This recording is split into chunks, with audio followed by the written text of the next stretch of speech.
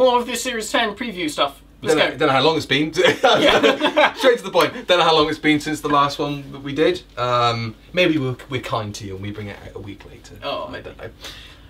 Extremis. So this is a 3-part. So Extremis. Yeah. The Pyramid at the End of the World. Is that? Am I right in thinking that's now the longest Doctor Who title in history? Pyramid at the End of the World. Yeah, it's pretty or long. Is the Greatest Show in the Galaxy still? Yeah. I love on the DVD for Greatest Show in the Galaxy. It's like they can barely fit on the fit spine. It on the screen. That's great. And The Lie of the Land. So that's Stephen Moffat, Peter Harness, who did Kill the Moon. Yeah. And he did something else as well, didn't he? Has he done some other ones? Kill the Moon and the Zygon 2-parters from last year. Okay, right, interesting. And then Toby Whithouse, who was picked to be the showrunner before Chris Chibnall was named. Yeah. Apparently the rumour was that he was going to be like the in-between showrunner, like, oh, you're just going to keep the seat warm until Chris Chibnall comes along. But I think interesting. So he either turned around and said, I'm not being treated like that. Yeah, or it was something like he had his own series that came out, which was all about the Cold War. And, oh, yeah. And it didn't do very well. Oh. Well, not as well as they'd hoped. And I think because on the basis of that, they didn't... I meant to watch that, yeah. I know what you're talking about. I mean, this is all just rumour and, you know, guff off Take it with the a Doctor pinch Who of salt. forums. Yeah, but that was what was said. So, Extremis entertains me because I told my mum the idea behind it and she gasped. And I was like, yeah. I can't remember. Read it to me. I can't remember what it is. For the people at home who haven't seen it. In the... I can't pronounce it's a Catholic Vatican word. Hereticum? Yeah. Hereticum. Hereticum, the Vatican's Like secret library of blasphemy. There is an ancient book known only as the Veritas. Throughout history, anyone who has read it has immediately taken their own life. Now a new translation is online and the danger is spreading. The Vatican appeals to the Doctor. Will he read the Veritas, but can even the Doctor survive the ultimate truth? These are written very weirdly. Yeah. It's like they've been put through like a bad Chinese translation or something. Yeah, so people committing suicide. In the book, just like people who read 50 Shades of Grey. Yeah, indeed. Well, sometimes they don't mean to do it, they just tighten stuff a bit too much. Yeah, 7:20. Suicide and Catholicism. Wow. Hey! This is great, I'm looking forward to that. I'm really looking forward to it. I think this might be the listen of the series, although not everybody liked that. You didn't like Listen that much? No, I wasn't that keen. I think it might be one of those. I think Moffat needs like a mid-series belter, you know. And this seems exciting. Michelle Gomez is in it. Yeah. Don't look at me like that. So that's going to be exciting. She's in it so much this year. Something interests me about this. Yes. The Vatican appeals to the Doctor. So, the most hardline Christian community on the planet is appealing to somebody that completely disproves religion. Yeah. You know what I mean? Yeah. It seems like an interesting idea. Yeah, but you know, in Doctor Who, you'd be like, "Oh, I was there at the crucifixion of Christ. I am Jesus." Oh, bloody hell! Imagine if they did that. Oh God, they'd get such a backlash. I don't think they'd do it. So yeah, I'm just interested to see how that one pans out. How much they get away with that one. It looked interesting from like the clips that we've seen and like the stuff that was. What shots have been featured from it? Well, I'm guessing the library in the Time for Heroes trailer could be the library. In it. There's a shot in one of the trailers where one of the creepy monk men, their hand phases through the wall. Oh yeah. At a Catholic priest. Oh yeah. Cool. There's all of the priests and bishops in the TARDIS. I love that image. That's like something out of a Python sketch. That's really cool. Okay. And then I don't know if this is from the following parts, but we saw the stuff of them filming outside with all the truth posters. Remember all that? Oh yeah. All of that stuff. Now John Sim is supposed to could very well be in these episodes. Maybe he's a disfigured monk. Maybe with a... Is he going to be like Khalid? Is he just going to be like, oh my, and then go, it's me! In the drums! Well, he was, you know, the master was Khalid, so... Yeah. There we go. That's it, it's the cult of Khalid. He's making a comeback. I think we should start our own religion. The cult of, we should find a remote mountain hideaway and just kidnap people and convert them to the cult of Khalid.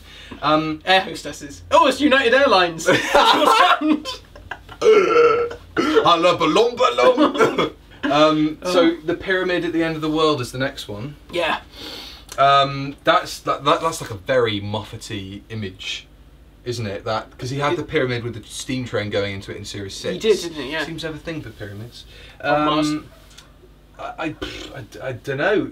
Russian, Chinese, and American armies. I know. It's like it's a little bit. It's very. Hopefully, this episode will come out before we all get nuked to fuckery. It's very present. I think they're playing off of the success of the Zygon story last year. Oh yeah, but that was really heavy-handed. And I know. I wasn't. Peter Harness is writing this one as well. Yeah. And he wrote the really heavy-handed stuff that was in. Yeah, that Zygon and I didn't like the Zygon story so much. Well, it was all right, but I didn't. It's just, the ISIS stuff is just like. Yeah, I think that was it. You get it. You know, like.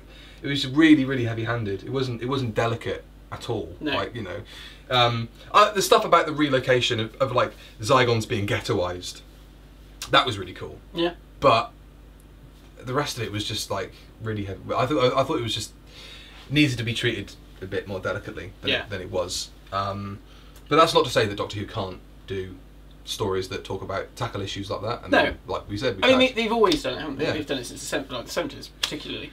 And then, so I don't really know much about Pyramid at the End of the World. No, not me. No. That's the bit in the trailer where he's got his sunglasses on and goes, "Bring it." And he's got the big pyramid. Yeah. If you didn't notice. Yeah. And The Lie of the Land, which has the line, "I'm really sorry, Bill. I really wanted to make you see. Oh God, this is real. You're really doing this." Now. Actually, I won't tell it because it's a big spoiler. Really? Yeah. Well, let's do a big beep. Over your apparently. So, you know, in the trailer, so this is the episode, I believe, where...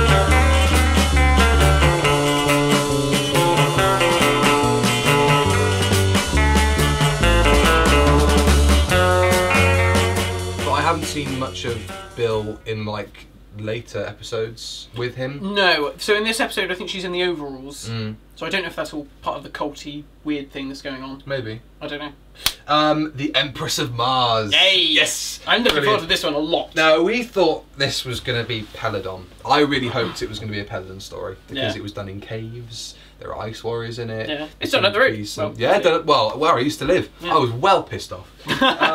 Yeah, so a female ice warrior. Yeah, cool. I mean, that was sort of very much established in his last story, Cold War, because he was all, you know, Skaldak was like, "Oh, my daughter." Yeah. He was like, gonna bring that in. That was really cool. So it's all about the Ice Warrior hives that got mentioned in Robot Sherwood. Robot Sherwood. Yeah, so that's going to be good. And they said that there's going to be lots of Ice Warriors in it, which is great, because I did sort of think, oh, I hope it's not just like one. Well, I mean, they would have built a new costume for this Empress, female Ice Warrior. Dreadlocks. But yeah, that looks sick. That looks really cool. Although it does remind me a lot of, is it Predator? Yeah, Predator. Predator's got dreadlocks. Yeah, I guess they either built. They've got one Ice Warrior costume at least. Yeah. I guess they must have done another one. Yeah. I guess. I was reading up on some Ice Warrior lore the other day. Yeah. And what I thought was really nice is they added in there into the TARDIS Wikia. Is it Wikia or Wiki? Wiki. Wikia? Wikia. It is Wikia. I was right. They added into the TARDIS Wikia. They got this stuff about like the history of Mars and the Ice Warriors, stuff like that. Apparently, it is a greatly dishonourable thing to do to remove your armour. Really? And emerge from your armour. And it only happens during... I just got this image. They got this like ceremony of growing up from a child to like an adult Ice Warrior. I've just got this image of all these Ice Warriors standing around, stamping on a glass, going Mazel Tov. They have to take their armour off and survive in the wilderness of Mars for like 7 days or something, 7 cycles of the rotation of Mars or whatever. And if sometimes they die and sometimes they don't, but they have to stay out there for as long as possible without their armour on. And then from that point on, you never take your armour off, and it's a hugely dishonourable thing to do, which I think is smelly. gross. Which I think is quite nice because it sort of makes like the whole Cold War thing that happened that we all want to go. No, they don't come out of their armour. No, no. That's what I don't want any of that this episode. I just want it to be them like skulking around. It's like they're fucking massive behemoths. Yeah, like, they're not little weedy lizard things. Yeah, it doesn't really. The design of that creature does not really fit the shell that it's encompassed in. Unless it's like really padded, like Michael Kilgareth inside of the K1 robot. They just put loads of foam in to stop them banging their knees. Their knees are probably about that wide anyway, so... yeah, so I hope that we just have proper Ice Warriors. Yeah. I think that scuttling around, it works for one story, but... Yeah, it could work if like, if there's like a rogue Ice Warrior and it's left its shell because it's like... I don't know, it's like it's wanted for war crimes or whatever, and you can have an episode where the big Ice Warriors versus the little sort of, you know, stealthy. Yeah, that'd be interesting. But yeah. I just for the sake of taking it out of the armour, it doesn't need to happen. We know now, we understand that they can take their armour off. And I still feel a bit disappointed that we've seen what it looks like. Yeah. I like the mystique. Yeah. Don't show everything. Yeah. It's like that. But then that they use that as a gimmick of like, oh, we'll reveal the Doctor's name, or why did the Doctor leave Gallifrey? We don't need to know any of that stuff. Yeah. You know, it's just. Yeah. Eaters of Light by Rona Munro. I'm excited for this one as well because I like survival a lot. It is one single 45-minute though, which could be interesting to see how a new series writer adapts, a classic series writer adapts to the new series. Yeah, I'm excited. I'm really excited because she was very good when she wrote Survival. So yeah, I mean it's all about the disappearance of the 9th Roman Legion, isn't it? Yeah, set in Scotland. Yeah. So yeah, and in the trailer there's that creature, that like lizard dog thing. That's from that story. Interesting. Yeah. Cool. World Enough and Times. This is the world first... is not enough. Well, if only they'd called it that. That would have been great. I'm just going to call it now. World Enough and Time, written by Stephen Moffat, guest star Michelle Gomez, and I guess the Sidemen, and I guess Johnson. Yeah. So there's a line in here that they always have a little line attached to each thing. The line for this one is "My name's Doctor Who." Now, this is now I know this is obviously going to be the thing. Like, oh my god, what are they doing? Everyone get angry. It's a red herring. Yeah, it's bound to be like Missy, like getting pissy with him and like, oh, my name's Doctor Who. Yeah, it's going to be something like that. I apologise for my terrible Scottish accent. Okay. But yeah, it's going to be something like that. Although, you never know, maybe that's it. Maybe he's going to be like, actually, my name is Doctor Who, after all this time. That'd be a massive... I am Peter Cushing. So, yes, this is the first of the finale. We know John Sims back to play the Master. Let's talk about that really quickly as well. They did the press screening. Yeah, this is... and they did the whole thing. They showed the trailer at the end of the episode, and before it played, Stephen Moffat stood up in front of the audience. Apparently, this is what we know, at least. Stephen Moffat stood up in front of the audience and said, there'll be a countdown on screen. And I'm just saying it out loud, this is ridiculous. There'll be a countdown on screen. If you don't want the episode to be spoiled, close your eyes. It's like, okay. It's not 1974 anymore. If people go on Twitter, they will see the big surprise. Yeah. You can't keep it a secret for that long. And also, incredibly naive of them to consider how many newspapers were in that room and that hadn't signed NDAs. Or at least, you know, we don't think they've signed NDAs. Clearly didn't. No. To be naive enough to think they're not going to leak that information. I think that it was all shit. You know, I think they did it on purpose because they knew it was going to leak. That's why I was trying to say it like that, because I was like, it can't be that stupid. They were like, we'll say that we. But it's going to be on the trailer as well. It's going to be on the trailer when it's broadcast. So part of me thinks they are that stupid. I don't know, but I think it was just like, oh, we'll say that it's got this massive spoiler in it, which, you know, oh my god, what could it be? Talk. It's obviously going to get leaked because it's the Sun, and you know. But then the fact that they had to do the rush press release and they used an old photo of John Sim, and then got a really quick thing from him. And then Moffat said, nothing stays secret in Doctor Who for long. Not if you screen it in front of like, who are you going? Why? I mean, if I'm wrong, it wasn't crap, and it was, you know, honest to God, they just... I think that, I'm more erring towards the side they genuinely thought nobody was going to say anything. Why would you put it in that trailer, though? Why would you not go, right, for this, press screening. You have a mid-series trailer. Yeah, like, or just if they thought, right, we want to put it when it goes out to air. Yeah. But we don't want to put it in this trailer because we don't want the press to spoil it. Can you imagine how exciting it would have been if all of a sudden, you know, you were sat at home tomorrow night, it comes on, you've got the trailer, you've got all these nice images of Ice Warriors, and Cybermen, and you're like, oh my god, this is looking great. And then all of a sudden it's like, John Sim. There's like a big spoiler now, countdown, and you're like, what the fucking hell's going on? Cool. And then all of a sudden, you see John Sim with Michelle Gomez. Everyone would have just, I'm getting goosebumps just thinking about it. Yeah. And I'm like, but we haven't got that now. It's such a shame. It's really sad. Now you've put it in that context. Can you imagine it? We would have just been like, oh my god, it's the master, you know? Oh. Never mind. It just seems so foolish. Like, it doesn't, you know, I work in video editing. It doesn't take 2 seconds to go, oh, I'll just cut that bit out and re-render the video and take that file or just, you know, if they've got the thing there and they decide backstage maybe don't show it, pause it before the episode ends. Like, you know, that's it. Thanks very much. There's like 45 more seconds on it. No, there isn't. No, wait, no. You can't see that. Yeah. So I mean, we're talking about all the stuff, not even talking about the episode, because obviously there's not a lot of stuff we know about it. Yeah.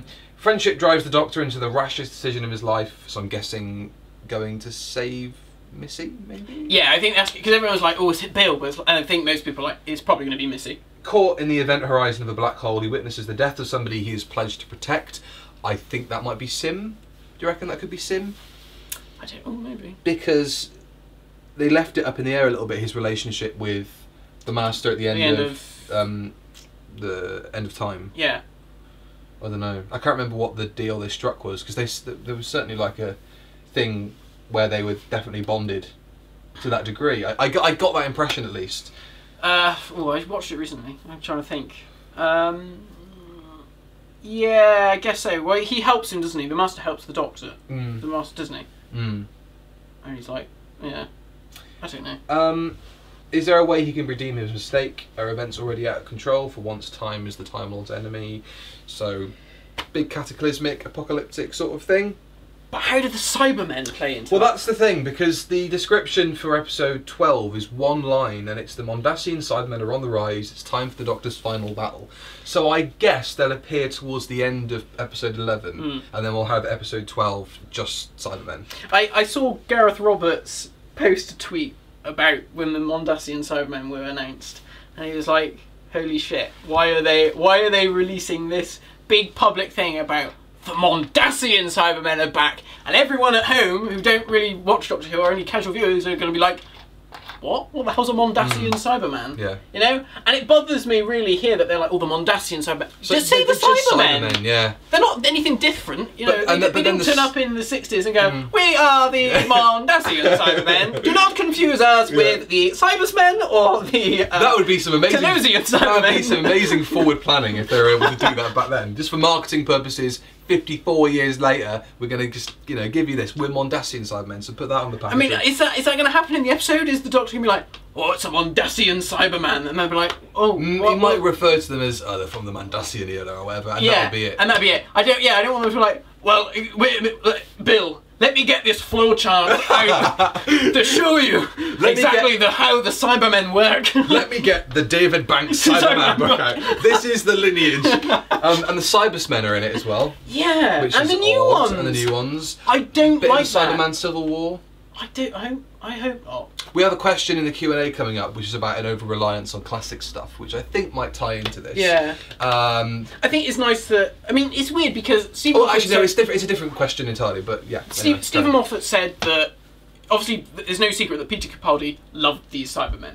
And rightly so, because they look creepy. And the Top Knot creatures...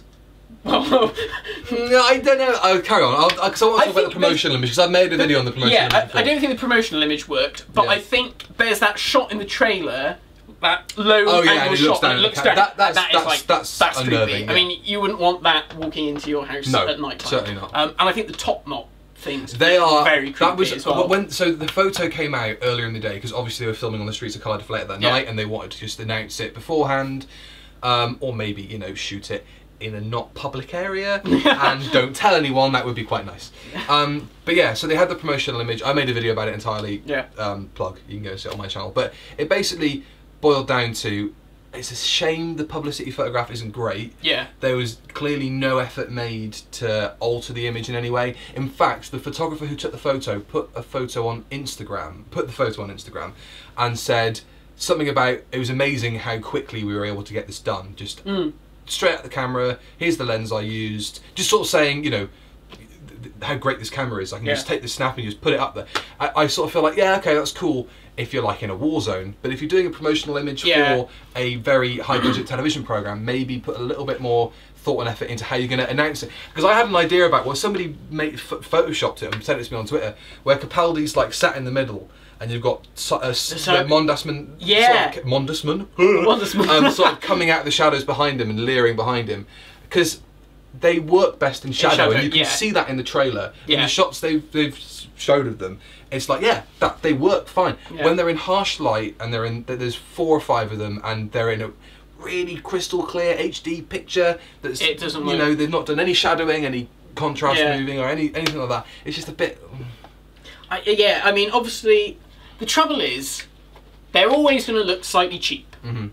That just because, you know, that's how they looked in the 60s. That's the gimmick of them, though. And that's the gimmick. That they're botched, barely held together human beings. And like Moffat even said, and I love the fact he actually said it when he made he wrote about it in Doctor Who magazine, that it is surgical tape or surgical gauze. And it's like, that's it. We've got so we know it's surgical gauze now. That's really cool. It's not just a hockey mask and it's supposed to look shit. It's like, okay, it is surgical gauze. And those top knots, it's like when you saw them that evening.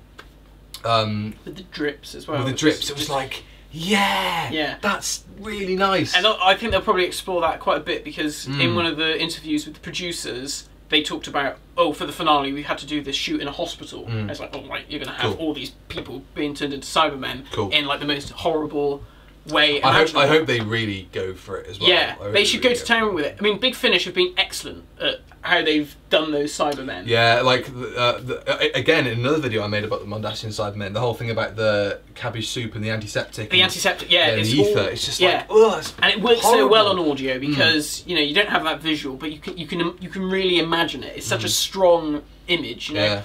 I hope that it doesn't blot out spare parts. That would be really disappointing. It's a different context anyway. It's like, it's not on the home world. It's not a prequel. They're clearly active and around at this point. Yeah. Although, I mean, I can't remember at the end of 10th Planet, because it's been such a long time since I've seen it, because the last episode is the animated recon. And I struggle to sit through that sometimes. What happens to Krang and all, they just dissolve. They dissolve. Okay. And then the planet blows up. And that's so the end of the set. Are we to take it they were the last of their race? Maybe there's more on Mondas, so they would have come from Mondas. I guess the thing is, some of them must have gotten away because obviously they ended up on Telos and the moon, and stuff. But some of them just didn't upgrade and stayed below the way. Yeah. Okay, interesting. I mean, I hope it isn't going to be like, let's show how these 10th Planet Cybermen become other Cybermen. I don't think that's necessary. No, well, because then it would be like, there'd be like 7 different Cybermen in the episode. It'd be like, right, here, and then they line up, and then there's one like Telos Cyberman, and they go, hello, you know.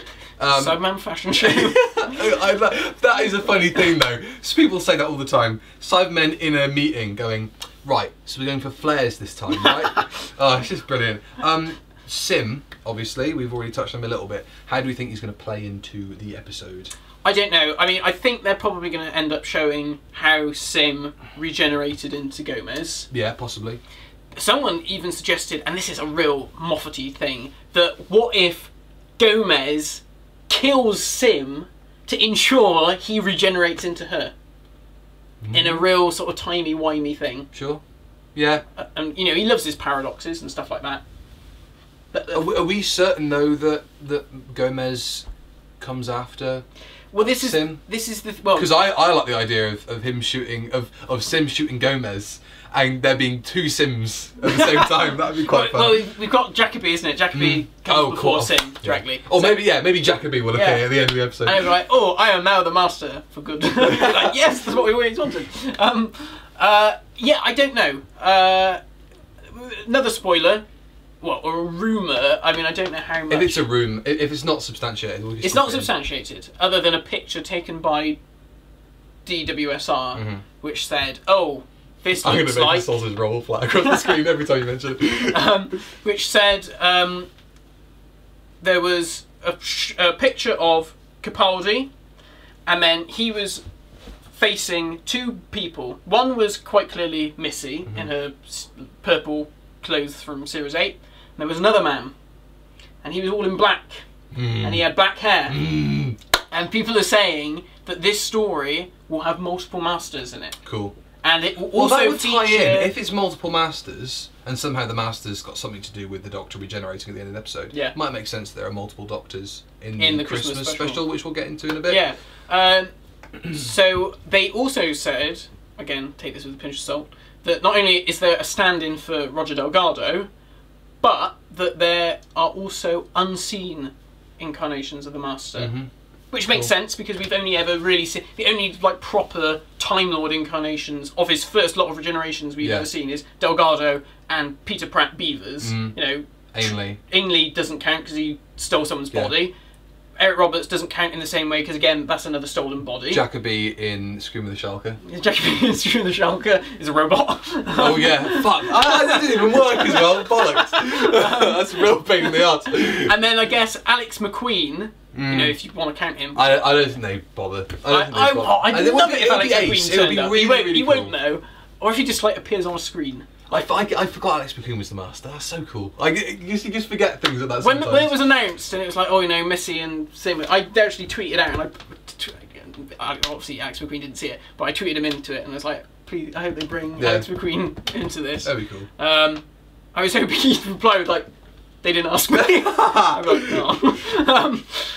Yeah, so I guess, yeah, McQueen, Jacoby, Sim and Gomez, you know, that's the new set of regenerations that the Time Lords give him for the Time War. I mean, yeah. Yeah. I like the idea of there being multiple masters. I'm worried that it's going to... multiple Cybermen. Yeah. And then they're dealing with the Doctor's regeneration, possibly. I don't want it to end up like Death in Heaven. Yeah. Is that the story? With Dark Water. Dark Water, Death in Heaven, yeah. Where the Cybermen were in it. And that was it. They were in it. They weren't actually like this big menace. Break Cyberman. Oh god. Oh no. Oh no. Don't. He should have had a penciled on moustache. Somebody should have used a Sharpie. He's gone like that. He's like, just to tell you, the Doctor should have done it, just so I know not to kill you. And put a red beret on his handle like that. There you go. Perfect. And a swagger stick. Yeah. Anyway. So that's the series. Christmas special then. So let's talk about the regeneration a little bit, because it'll probably appear in the Q&A, but let's talk about the regeneration a little bit. So the rumour that's going around at the moment, or at least what I think might have happened is it's gone from fantasy booking into they're doing it, you know, sort of thing. The rumour is that at the end of this series, I mean, if he even starts his regeneration cycle halfway through the series or whatever, at the end of the series, Capaldi will regenerate, or begin regenerating at the end of the final episode. And that we'll have the Christmas special will be his inside. I mean, it's a Moffatism. I don't want to use it, but inside his own mind palace, right, or whatever, and it will see him visiting other regenerations of himself. So rumored to appear is David Bradley playing William Hartnell, or First Doctor, and possibly in the lady who played Carol Ann Ford. I forget her name, as Susan. There was someone did put Paul McGann, but he's always in it. He's in every. He's in every single. Paul McGann, God, you know, he must get really fucking wound up. It's like, are you coming back? I'm not in the series. Stop asking me. Except that one time when I was. Sorry. You had to get one impression in there, didn't you? Yeah. So yeah, it's gonna be interesting to see how they deal with it, because Moffat made a big deal in Doctor Who magazine saying it's not about the Doctor dying. It should be a triumphant thing. Yeah, it's about redemption. How do you do a Christmas special with a Doctor, a famous character, dying in front of all of his childlike audience? Yeah. You know, it's like, fair play.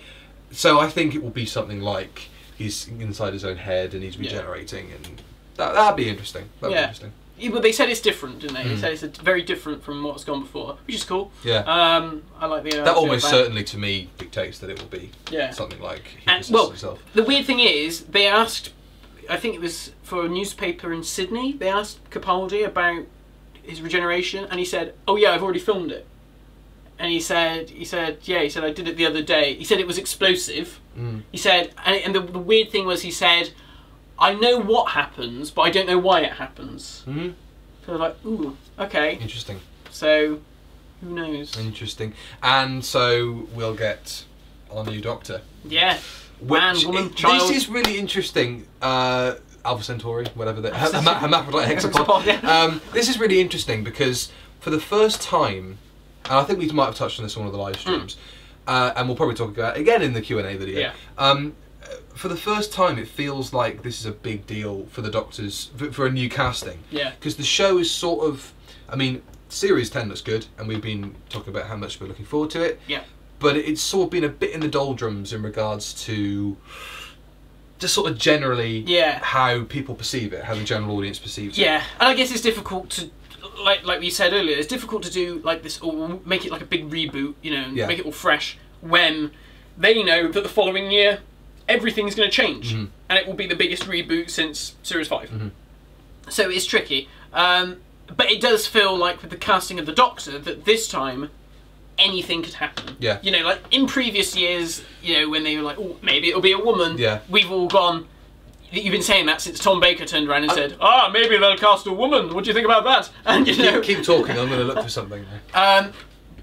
But no, I mean, people have said, who are insiders or whatever, you know, they have said that they have actually auditioned actresses for the part, or actually spoken to actresses. Apparently Olivia Colman was asked, but turned it down on the basis of she has children and she never spends more than 4 days away from her children filming. Wow, that's amazing. That she's able to juggle that. You know, I think they sort of said, you know, because obviously she works with Chibnall on Broadchurch. I think they sort of said, you know, he had to sort of talk to her about it. You know, if this was something she'd be up for. You know, if they were going to cast a female Doctor, I think Olivia Colman was probably one of the best choices. So it was a bit disappointing when she said, "Nah, I can't." So the betting has been interesting as well. Yeah. Because it ain't Chris Marshall. Well, this is the thing. That was such a high point, like, oh, it's Chris Marshall, and now no one talks about it. This is the interesting thing. So, obviously when Capaldi was announced, he was the Bettys, the bookies. The Bettys. All those Bettys out there. He was the bookies' favourite. Yeah. And when a couple of days before the day of, or the day before the next Doctor announcement show, the bets were suspended on Peter Capaldi, which was like, ooh, that's interesting. Yeah. And you get this a lot with lots of, you know, with TV shows and with, you know, sports entertainment. When you find out something's going to happen, generally the booking is suspended because, okay, there's some insider information that's been leaked and we can't take bets on this anymore. Yeah. So initially Chris Marshall was the bookie's favourite, the Betty's favourite. And that, like you said, has died away quite a bit. And he said in an interview, he was like, he said something like, "Oh, I'm thrilled that people think that I could do the part." He said, "But I wouldn't put money on it." I'd be quite interested to see how he'd do it. To be honest, I think he'd be all right. I don't know. The trouble is, I can only see him as Nick from My Family. Have you seen Death in Paradise? Though he's pretty good in that. I did, and I wasn't so keen. Okay, interesting. I think, you know, if you were going to say, oh, cast a Doctor, Chris Marshall, it makes sense because of his age and, you know, I think it'd be interesting to see a Doctor cast like from a comedian, because that's not happened since McCoy, really. No. And that's the only time. Oh, apart from John, obviously. Yeah. It's the only time it's happened. Yeah. So that'd be interesting. But what I was going to go on to was there is a new frontrunner. There is a new Betty's favourite. Who's Betty's favourite? Betty's favourite is Phoebe Waller-Bridge. Phoebe Waller-Bridge. Waller-Bridge. Yeah, from Broadchurch. She's done other things. Who is she in Broadchurch? She was in the second series. Oh, I didn't see it. I only watched series 3. It's bloody good. You only watched series 3? Oh, you haven't seen series 1? How have you... You need to go back and watch. I'll go and watch series 1. Series 1 is excellent. I'll go and watch series 1. And I really like series 2. Yeah. This woman seems very obsessed with guinea pigs. Yes, she does. Picture. What is that from? I haven't got a clue. Wow. Okay. So yeah, Phoebe Waller-Bridge appears to be the new front runner. There's one small problem with this. This might be the last video we make before we actually get the news. Yeah. So I suppose we ought to give predictions in our Q&A of who we think is going to get it. Okay. There's one small problem with Phoebe Waller-Bridge, is that at the moment she's recording the new Star Wars film. Yeah. So chances are she's not going to be giving up Star Wars to 9 months in Cardiff. But it depends what her character does though. What, in Star Wars? Yeah. She's the first female droid I read. Really? I don't know. I saw it in this article. What? I've not read that.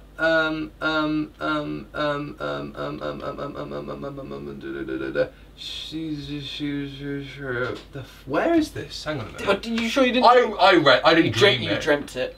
Yeah, here we are. If the rumours are to be believed, the first female droid in the Star Wars universe, filming continues on the young Han Solo spin-off movie. Right. Interesting. Star Wars is shit. So yeah. Shit is good. So Phoebe Waller-Bridge. So I can't see it myself. I don't really know her that well. I only know her from Broadchurch, but right. I can't see it. Yeah. Okay. It's gonna be a man. It's gonna be a bloke. Yeah. A white bloke. Not necessarily. Mhm. I'd quite like to see a person of colour. I mean, we said that in one of our other videos. But I definitely think it's going to be a man, 30s. Well, the whole thing has been everything they've said coming out, everything that's been leaked coming out of the BBC of what they want to do with the show, is like it couldn't get further away from what they want to do if they cast a woman. Yeah. Because they want the relationship between the young man and the young woman again, like Tennant. That was the whole thing, was that it was like to try and get to the heady heights of success that David Tennant era had. Yeah, David Tennant. So I think it would be interesting to see if they did. I mean, Bill is gay, so that would be interesting if they cast a woman. They could have a romance between them. Yeah. I don't know. Oh God, yeah, don't do that. I don't know. I don't want. Well, I mean, that's not me. No, I mean, I don't want a relationship of any kind between the Doctor. Yeah, it's the romance thing anyway. It's just always that's what I meant. I didn't mean it. Because the thing is, as well, whenever a new Doctor comes along and you know that they're going to have a romantic relationship, and they never paint the Doctor as being romantic outside of the confines of each episode you see him in. Yeah. So it's like, a new female companion's coming along. Oh right, so they're just gonna have a relationship then. There's no build up to it. No. It's just sort of gonna happen. Yeah. Like with Rose, that was different because that was the first time, really. Yeah. But then every other female companion that comes along is right. So which episode are they going to slot in? Yeah. Oh yeah. God. Bloody hell. Yeah. God, Amy did that. Amy raped the 11th Doctor. She did. That was really horrible. Now thinking about it. Disgusting. Anyway. It's not funny, but it is. Oh dear. Wow. Right. Oh, we better leave it there then. Yeah. We'll never be asked to do the introduction for this year's Christmas episode on BBC One. Oneness. Yeah, everyone hates those idents. I don't get them. No, I don't get them. It's like, I guess it's community spirit. I guess. Yeah. I guess it's community spirit and like, hey, look at everybody being together, and the circle of oneness is supposed to represent everybody being together because these are testing times or whatever. But it just comes across as or the Doctor Who one. Look at all of these sad weirdos who dress up like Doctor Who. Yeah. That's exactly how everybody. Oh, fucking hell! Careful. One just knocked me off my suit. I could sue. That's how everybody perceives it. Well, yeah, everyone at home would have been like, my God, what's all these loonies? Yeah. You're watching Doctor Who on BBC One. Cheers, mate. No, fuck off in your TARDIS again. You know what I mean? It's just like nobody. And it's like the worst time to do it. I genuinely thought it was cool. I thought it was nice. It's like, there's Doctor Who fans on there. Yeah, they're getting their opportunity to do it. But it's Christmas Day and everyone's drunk. Yeah. And everyone's just gonna be like, those wankers. I mean, doctors do you need? It's gonna be stuff like that, isn't it? And it's a shame. Shit. But that's the public perception of Doctor Who now, and to put the fans out there front and centre. Yeah. It's just like they're getting all the heat, you know, and it's like, oh God, I feel really sorry for them in a way. No. Anyway, there we are. That's series 10. We're halfway through the series. Yeah. How do we think the first couple of episodes have been? Oh. I like that bit where the Doctor punched Bill in the face. That was pretty cool. Well, Nardole threw himself into a threshing machine. That was hardcore. Yeah. Wow. Interesting.